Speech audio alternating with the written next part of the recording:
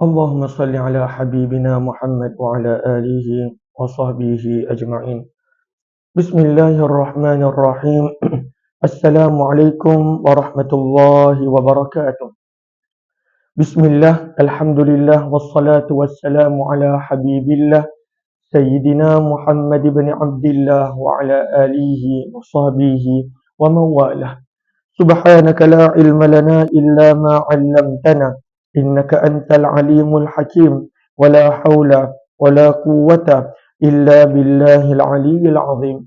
اللهم رب اشرح لنا صدورنا ya Allah, lapangkanlah hati-hati kami, wa yassir lana umurana, permudahkanlah segala urusan kami, wahlul 'uqdatam min alsinatina, bukakanlah ya Allah ikatan daripada lidah-lidah kami, yafqahu aqwalana, agar boleh difahami tutur bicara kami.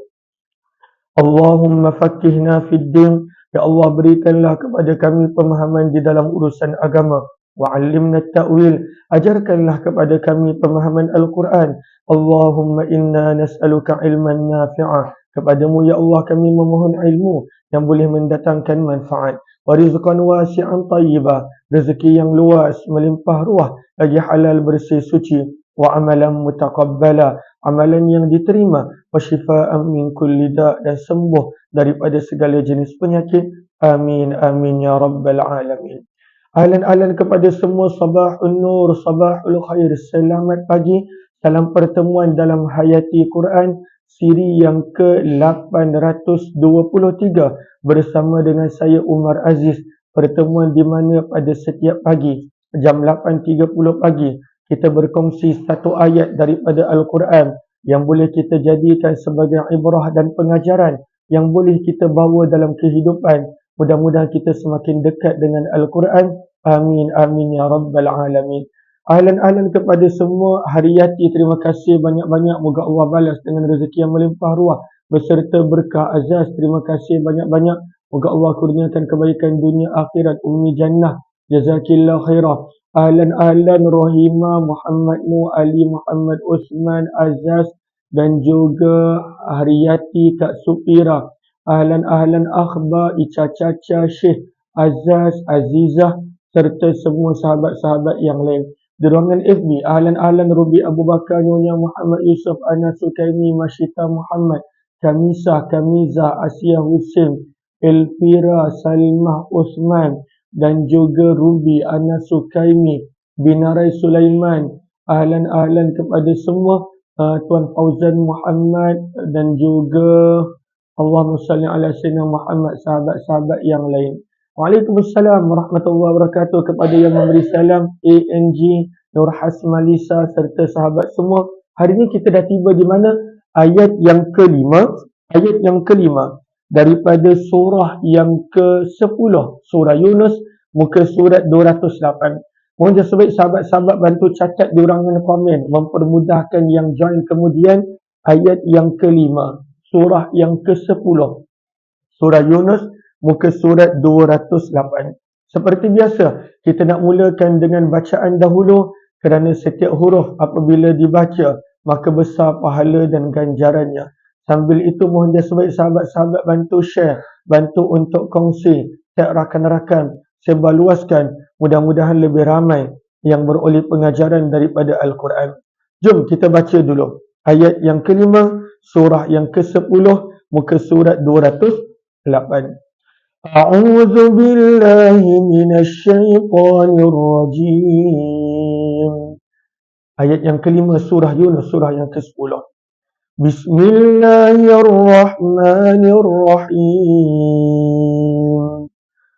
Huwallazi ja'ala asy-syamsa dhiya'an wal qamara nuran وقدره منازل لتعلموا عدد السنين والحساب ما خلق الله ذلك إلا بالحق يفصل الآيات لقوم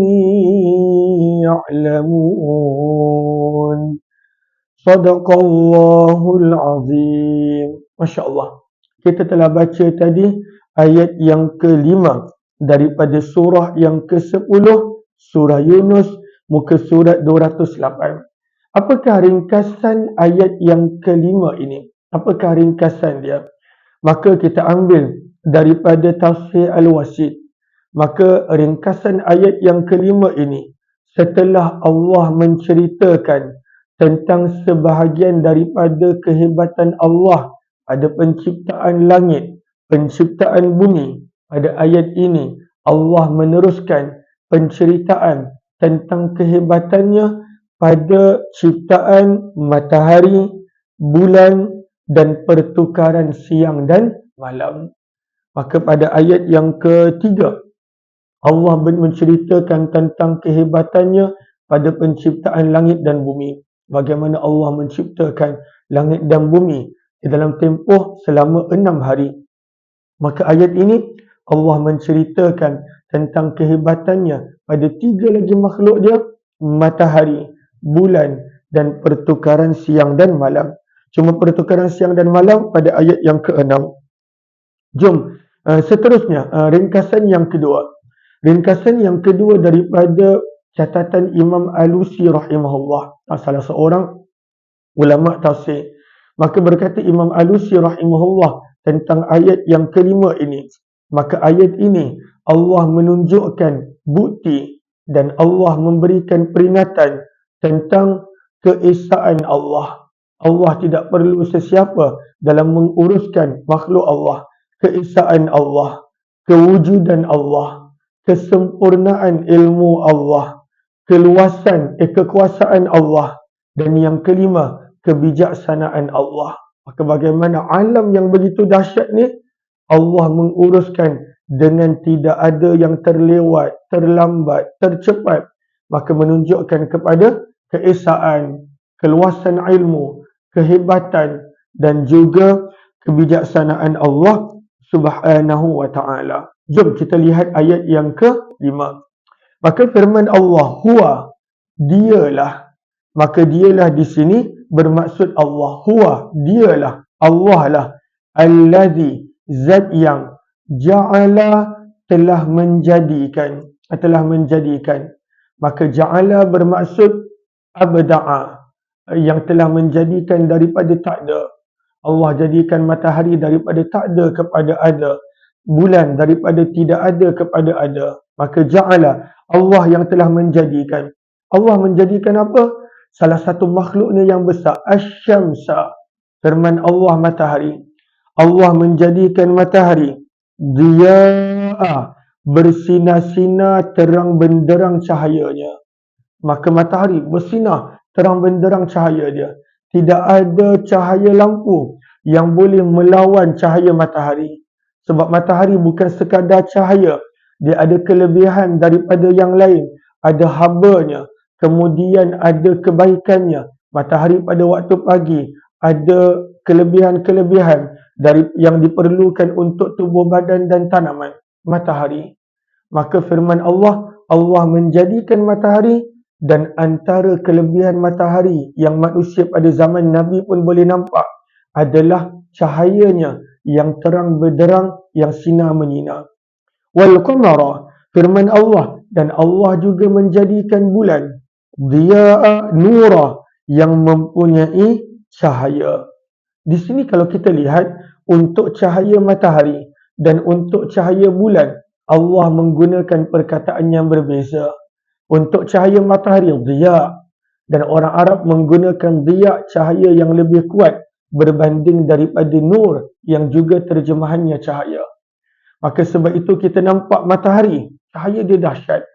Berbanding dengan bulan, cahayanya bersesuaian untuk malam yang Allah jadikan sebagai waktu berehat. Cahaya dia sekadar mencukupi. Dia macam lampu tidur bila kita nak tidur. Taklah terlalu gelap, ada lampu tidur. Maka Allah jadikan cahaya bulan tidak mengganggu waktu rehat manusia. Dan dalam masa yang sama, indah dan cantik pada pandangan. Daripada sini pengajaran yang pertama. Apakah pengajaran yang pertama? Bila Allah pada ayat ini menyebutkan tentang cahaya matahari dan cahaya bulan, ada perbezaan. Daripada sini kata para ulama tafsir, daripada tafsir Ibnu Ashur, kita belajar pengajaran yang pertama. Allah menjadikan setiap benda bersesuaian dengan keperluan makhluk. Saya ulang balik. Allah menjadikan setiap benda bersesuaian dengan keperluan makhluk. Maka cahaya matahari pada waktu siang itu bersesuaian sebab manusia nak bekerja, mencari rezeki dan lain-lain. Cahaya bulan pada waktu malam itulah yang bersesuaian. Maka pengajaran yang pertama, bila Allah menceritakan perbezaan perkataan pada cahaya matahari dan bulan, pengajaran yang pertama kita boleh dapat bahawa setiap perkara Allah jadikan bersesuaian dengan keperluan makhluknya. Ada hikmah dia. Cuma ada yang kita tahu hikmahnya, ada yang pengetahuan kita belum sampai. Tapi menunjukkan hebatnya Allah Subhanahu wa taala. Kemudian Allah menceritakan tentang pergerakan bulan. Allah menceritakan tentang pergerakan bulan. Firman Allah, wa qaddarahu, dan Allah telah menentukan, wa qaddarahu manazil, dan Allah telah menentukan untuk bulan manazil, tempat perjalanan dia, tempat peredarannya, manazil. Maka bulan ini ada 12 tempat peredaran kata para ulama tafsir. Wa qaddarahu manazil, dan Allah telah menentukan untuk bulan manazil, tempat-tempat peredarannya. Maka ada 12 tempat peredaran bulan. Maka kenapa Allah jadikan bulan ini ada tempat peredarannya? Maka Allah terangkan, li ta'lamu, supaya kamu dapat mengetahui adada, perkiraan, bilangan, as-sinin, tahun, wal hisab, dan perkiraan-perkiraan yang diperlukan. Al-hisab, perkiraan masa. Maka Allah menjadikan bulan ada tempat peredaran supaya manusia mengetahui perkiraan tahun dan perkiraan masa. Daripada sini ada pengajaran yang kedua. Apakah pengajaran yang kedua? Maka Allah menerangkan antara kelebihan bulan. Maka antara kelebihan bulan adalah manusia mengetahui perkiraan sinin tahun dan perkiraan masa. Dan ini menjadi pengajaran yang kedua. Apakah pengajaran yang kedua? Pengiraan masa yang tepat dan diiktiraf oleh Allah adalah melalui peredaran bulan. Itu yang Allah iktiraf. Maka sebab itu kalau kita tengok dalam perkiraan tahun, ada Syamsi, Masihi, menggunakan peredaran matahari. Ada Qamari ataupun Hijrah, menggunakan perkiraan bulan. Maka ayat ini menjadi dalil bahawa perkiraan tahun yang Allah iktiraf, sebab Allah sendiri sebut, perkiraan tahun yang Allah iktiraf, perkiraan tahun yang Allah iktiraf adalah perkiraan melalui peredaran bulan. Li ta'lamu, dan Allah wa qaddarahu, Allah telah menentukan untuk bulan manazil, tempat-tempat peredaran. Kenapa? Apakah hikmah dia? Li ta'lamu, supaya kamu mengetahui adada, bilangan, perkiraan, as-sinin, tahun, wal hisab, dan juga pengiraan masa.